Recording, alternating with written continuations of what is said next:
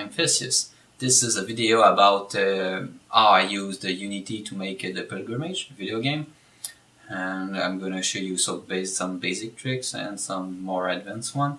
So let's begin with making a scene.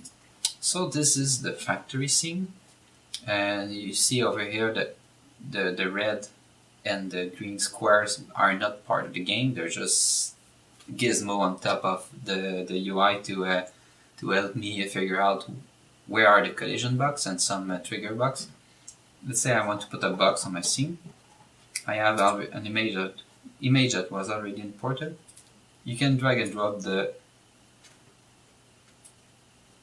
box over here on the scene, which is pretty sweet, but this box is pretty much empty, so you have to add a box collider to it and configure it and set the bounds where collision would happen. So everything is pretty much graphical, which is really cool. You can drag and drop your box in the hierarchy on the left, put it in your folder, and this will create what they call a prefab. So now the instance of the object here is linked to the prefab in the project. Drag and drop that prefab over here, and it will create the object with the same components. They have all the same box colliders, and if they add those other components, they will have them as well. And if I modify the prefab, it will also modify all the instances, unless an instance value was overridden. Which, let's say I modify the box collider of this one. So what you see in bold is overridden and will not be modified if the prefab values change.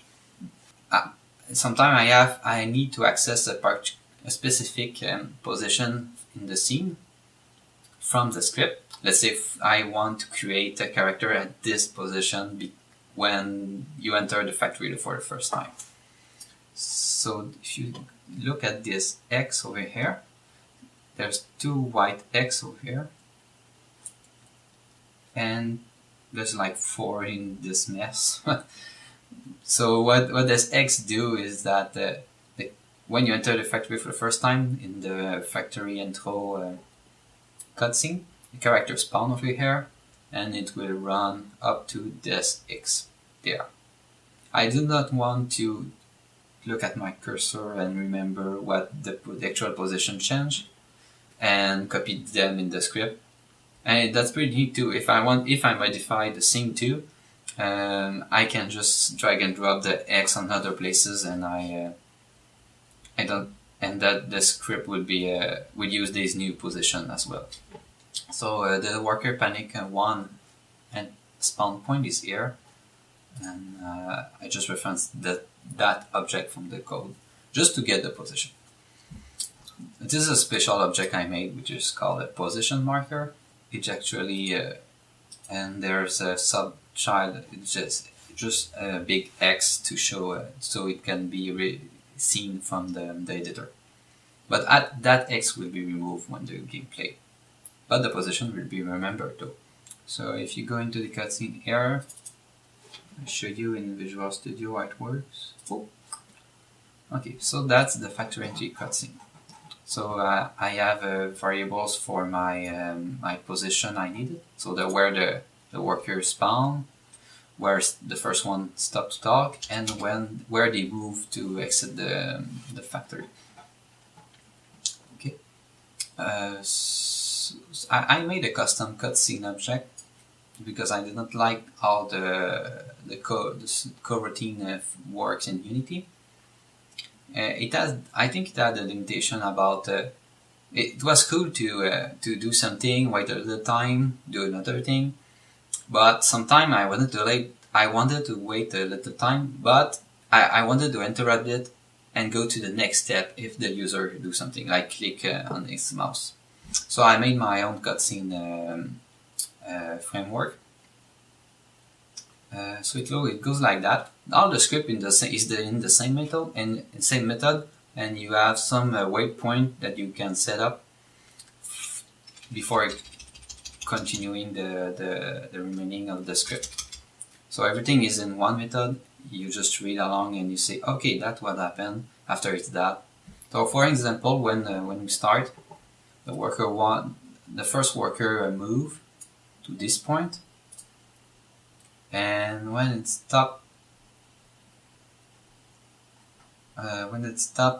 moving, it will yield.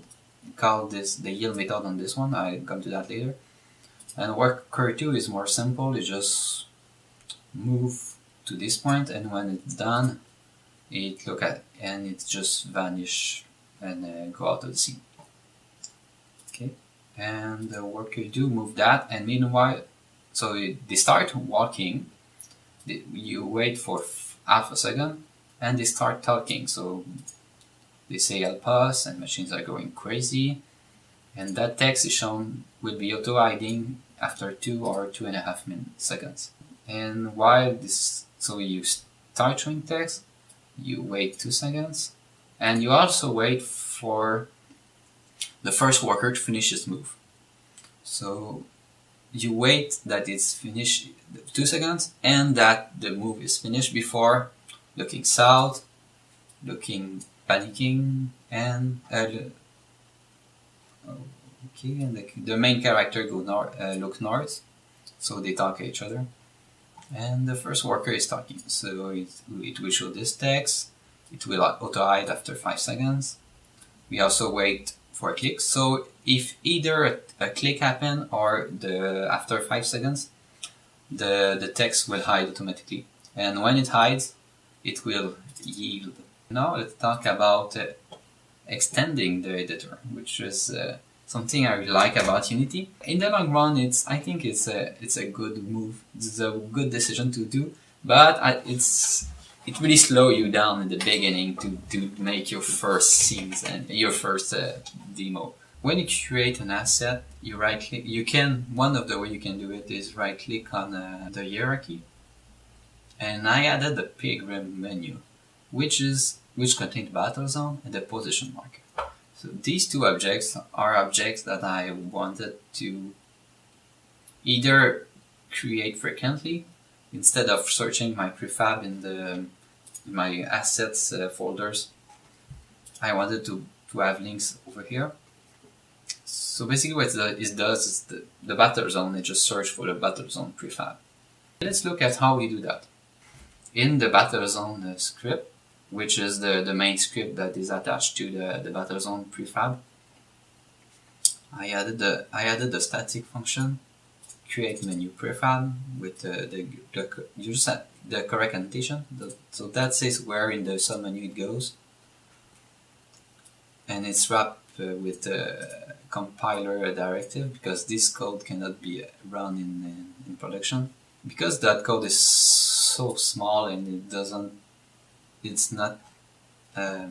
it's really strongly linked to the battle zone as class.